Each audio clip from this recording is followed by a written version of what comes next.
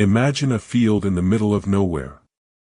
Thousands of brand new cars sit in perfect rows. The paint shines under the sun. The batteries are fully charged. The seats are untouched. But nobody is driving them. No customers. No dealerships. No movement.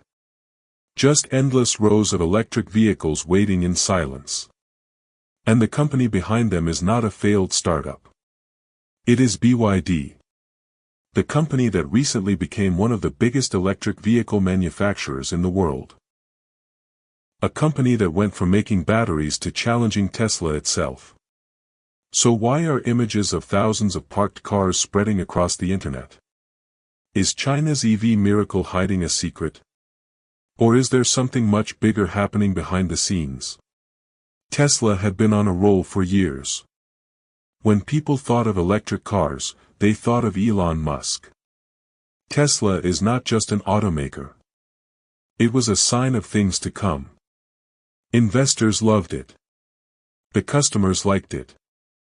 It was supported by government. And it was hard for rivals to catch up. And then something odd happened. Many Americans had never heard of the company, but it was quietly climbing the ranks. It wasn't Silicon Valley based. It was not founded by a billionaire. It never hit the headlines. Not from Mexico. From China. The name was BYD. Make your dreams happen. While the world was watching Tesla, BYD was building something bigger than anyone could imagine. The company that recently became one of the biggest electric vehicle manufacturers in the world. The story starts in 1995. But China was changing fast. Factories were growing. Tech companies were coming up. Seeing an opportunity was a young entrepreneur, Wang Chuanfu. Rechargeable batteries were becoming increasingly important then. Mobile phones were starting to take off around the world. Electronics firms were looking for cheaper battery suppliers. Most experts expected Japanese companies to continue to dominate the industry. Wang had another idea, however. Instead of expensive automation, BYD concentrated on efficiency by adopting innovative manufacturing methods. The company grew fast. Batteries contracts were due. Profits were up. And it soon became one of the world's biggest battery makers. But Wang was not satisfied. Batteries were just the start, he thought.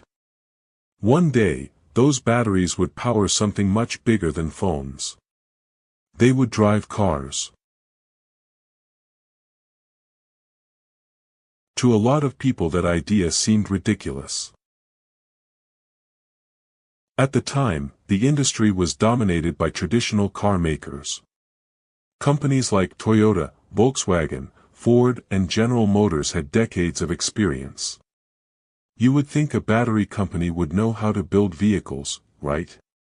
But BYD went ahead anyway.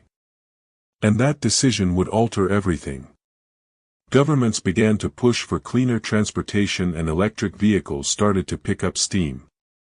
China was on the front foot in recognizing the opportunity. The government dumped a lot of money into EV infrastructure. More charging networks. Manufacturing incentives went up. Consumers were assisted in purchasing electric cars. And BYD was positioned to take advantage.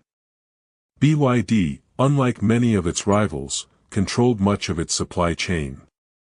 It made batteries. It manufactured parts.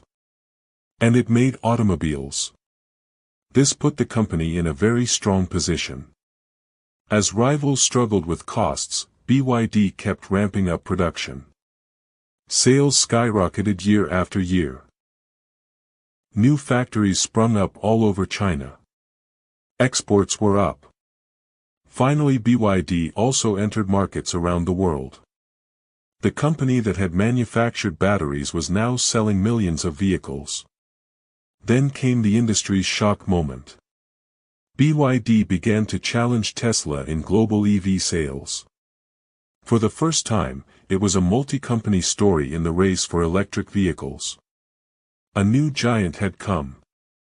But rapid growth often poses new questions. As BYD got bigger, critics began to worry. Were there too many cars being built? Demand might still be rising at the same rate. What did the pictures of huge parking lots full of cars really mean? Supporters said many of these cars were awaiting export, processing for logistics or distribution to dealers. Critics said the industry may be producing more than customers are buying. The truth was more complex than either side would have you think. Because a parking lot that seemed simple could be inventory management, or shipping delays, or export staging, or real market issues. And that complexity made the BYD story all the more interesting. Today BYD sits at the center of one of the biggest industrial transformations of modern times. Its rise has challenged the established car makers. It has changed the world EV race. And it's forced the world to rethink who will lead the future of transport. BYD, the next Toyota of the electric age. Will Tesla stay as the dominant force? Or is this the start of a new automotive age? That much is certain. The battle for the future of transportation is on. It's already begun.